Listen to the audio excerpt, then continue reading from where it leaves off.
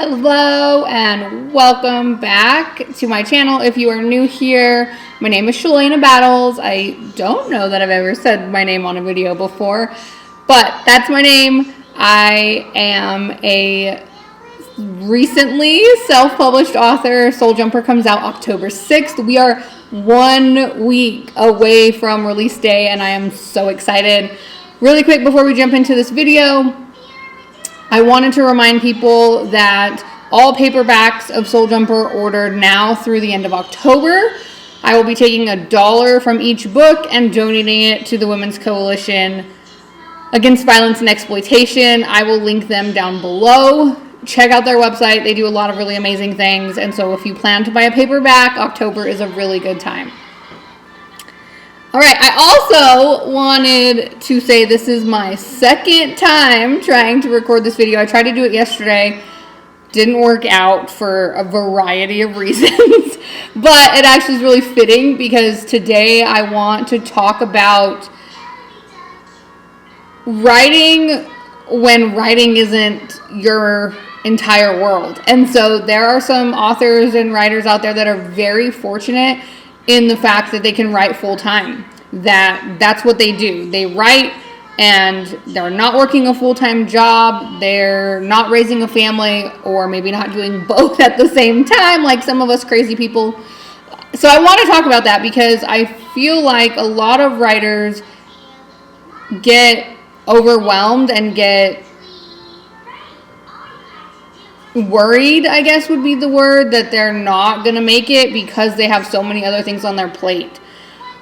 When I started pursuing writing full-time, I've written my entire life since I was very, very little, before I even started school. But I wrote for myself. I wrote for me. I didn't share it with people. I wasn't trying to build a career like I am now. That didn't change until about 2 years ago when my son was born. And he really was my motivation and my inspiration to say, you wanted to do this your whole life? Stop not letting yourself. You're standing in your own way. And so I took the leap. I started blogging. I've done some really cool things there. And now we're here. We're a week away from release day. But when that journey started, I was a new mom. I was working a full-time job as a high school English teacher. I was running a mentor program through the high school that I worked at that paired up high school kids with at-risk elementary and junior high children. I was a professor full-time at Midland College, and I was teaching anthropology. And I have a husband and a bajillion pets, and if you follow me, you know I'm a very busy person. We travel a lot. We go on razor trips and hunting trips and camping trips, and we are always doing something. And so when I am coming to you and saying I've made this happen with an extremely chaotic life, I'm not lying. And you can do it. You can do it too. And so I wanted to share some of the things that have helped me get to this point, and hopefully they can help you. So the main thing that I wrote down was write when you can write. You have to find the moments. And I know it's easier said than done, but fit it in, even if it's tiny. So when I was teaching, if I didn't have something planned during my conference period, if I wasn't meeting with a kid or a parent, I would write for that entire hour. I would write in between classes. My kids had 5 minutes to get from one class to the next. As soon as my bell rang and I dismissed my kids, I started writing, and I wrote until the tardy bell rang and I had to start class. And so that's only 5 minutes, but 5 minutes throughout every passing period adds up throughout the day. And so find those moments when you can write.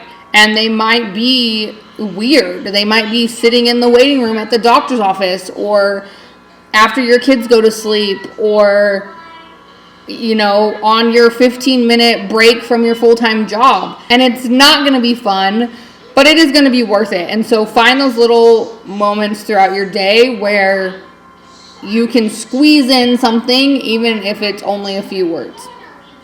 Following that is your schedule is not going to look like everyone else, and the main thing is to accept that from the beginning, and that can be a struggle because people who do write full-time either don't have a full-time job or don't have a family. Their day is going to look very different than yours. They have the potential to get up and work an 8 to 5 normal work day writing and doing things to promote their writing. And if you are working a full-time job, or like me, multiple full-time jobs, and you have kids, your day's not going to look like that. And it's okay. It's okay. You have to create a schedule that works for you and find what works for you and recognize that, hey, maybe it's not 8 to 5, but I'm still moving forward and feel good about that. My days have changed since we moved back to Colorado because I'm able to work from home now. And so it's an entirely different routine with my son, and I've opened up a lot of writing time that I didn't have before. And so keep pushing forward, and hopefully you get to a point where you're able to allow yourself more time. The other thing I wanted to say is you have to treat it like a job. And I'm not talking about writing as a hobby if your goal is to write for a hobby. That's something entirely different. But if your goal, like mine, is to make writing a career and be able to financially support yourself from writing, then you have to treat it like a job, or you'll never get to that point. It's going to take hard work. It's going to take dedication. It's going to take scheduling. You have to treat it like a job. And like I said, those hours aren't going to be traditional if you are also working a job or raising a family, but you still have to find ways to schedule things and organize things. And it sounds really silly, but something that worked really well for me and still works really well for me is treating myself like multiple people. And so there's me that writes, and that version of myself is very different than me that manages. And so sometimes manager me and writer me have to sit down and have a conversation and say, hey, you really need to do this, or I need this from you today. And I probably sound ridiculous, but it works if you treat it like a job. And at a job, most people have a boss. Most people have other players in the work environment. And so you are all the players. So when you give yourself a deadline, take that deadline seriously and treat it as if a boss gave you that deadline. Treat it as if you have to make it, because you do.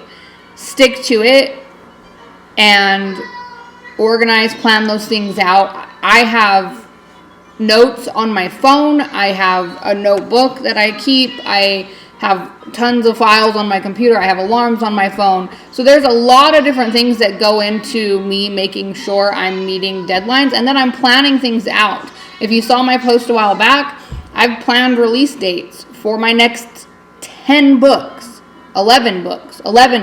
That's insane. It's over the next 3 years. That's a huge goal. And to do that, I'm going to have to stay on track with deadlines. So find ways to stay organized. Find ways to track your word count, track the amount of hours you're putting in. I use my planner. I just write it down by hand. You can use an Excel spreadsheet or Google Sheets, a Google Doc. Whatever works for you, use that so that you're keeping track of those things and you can see what works, what doesn't work, and can keep kind of restructuring your schedule and your work hours. Also, there's natural places in the day, if you pay attention to your day, where these things happen.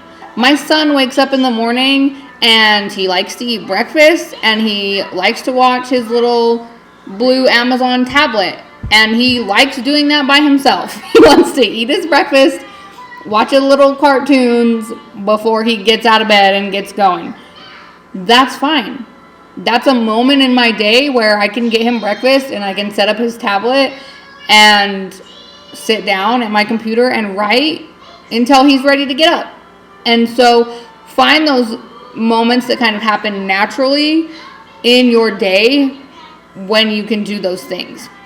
So the last thing I want to talk about in this video is not comparing yourself to others. That's huge.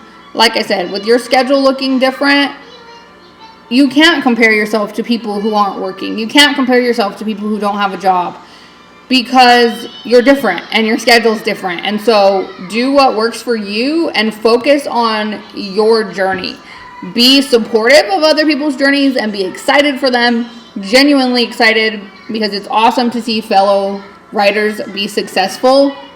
But focus on your journey and reaching your own goals. Also, I wanted to mention finding balance. That's really important because when you are chasing something so vigorously, it can easily consume you and become all you think about. And with writing, it's like that. You get caught up in what you're writing, you get caught up in the goals you're trying to meet, but don't neglect other things in your life. Spend time with your kids, continue to do well at your job, do the things that you enjoy, take breaks. Do all of those things because it's going to make you a better writer and it's going to make those goals attainable because you're not burnt out, you're not exhausted, you're not hating it. So keep that in mind too as you move forward. So the top things I would really recommend for people trying to do this with a job or with a family or with both is get yourself a notebook. It doesn't have to be anything fancy. This is a composition notebook. Sometimes you can find them for 50 cents or less if you buy them during the beginning of the school year. Teacher hacks for you. And write stuff down. Keep lists. Keep it with you. I take mine pretty much everywhere because when you're in the car, when you're waiting at a doctor's appointment, a dentist appointment, whatever, you can jot things down sometimes faster than you can hop on a laptop. So keep something with you can write by hand. The other thing is I would get some sort of note app on your phone so you can quickly open that up and take notes. If for some reason your notebook's not with you or it's something just real quick, so I use Color Note. There's my book release goals. I don't know if you guys can see that or not. But I have a ton of lists on here for different things. And so keep something like that going. Have a planner. If it's an online digital virtual planner, fine. If it's hand, like a by hand planner, I'm a by hand girl if you guys haven't figured that out yet. I like to do things by hand. And so keep that and keep up to date with it. And so if you follow other authors, a lot of them do planning sessions at least once a month. I sat down and did mine with author Sarah Sutton yesterday, and it was great. Planned out my entire month of October, and I'm feeling really good about it. So find that. Set alarms on your phone if you're a person that needs to be reminded in that way.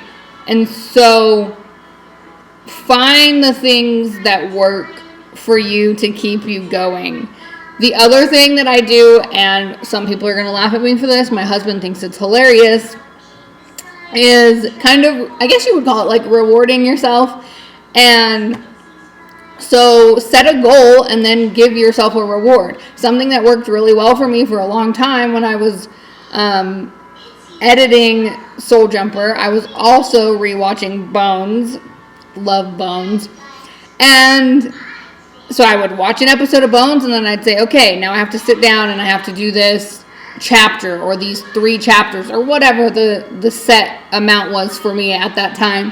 And then you can watch another episode of Bones or whatever. And so think of things that will motivate you. Now that my son's a little bit older, he's a lot of my motivation. You know, I tell myself, okay, let me sit down and write this chapter, and then I'll take a break, and Leica and I will go outside. Or yesterday he did a little car wash in our kitchen, or we'll paint something. And so that's good for him, and it's good for me, and it's something to keep me motivated in writing, and it also gives you a break. Tell me down below in the comments what your biggest tip is for someone trying to pursue a small business while they have a family and or a job. Give me that down below. I'd love to hear what you have to say. As always, if you guys have questions, reach out to me. I'm happy to help in any way that I can. And I still want to encourage you to stay positive and stay smiling. And believe in yourself. That's my piece of advice. It's always my piece of advice. Have confidence in yourself, your abilities, love yourself. Everything else will fall into place. Have an amazing week. And if you liked this video, please hit the like button. Please subscribe to my channel. We're going to be doing some really cool things next week for release week, and I can't wait to share them.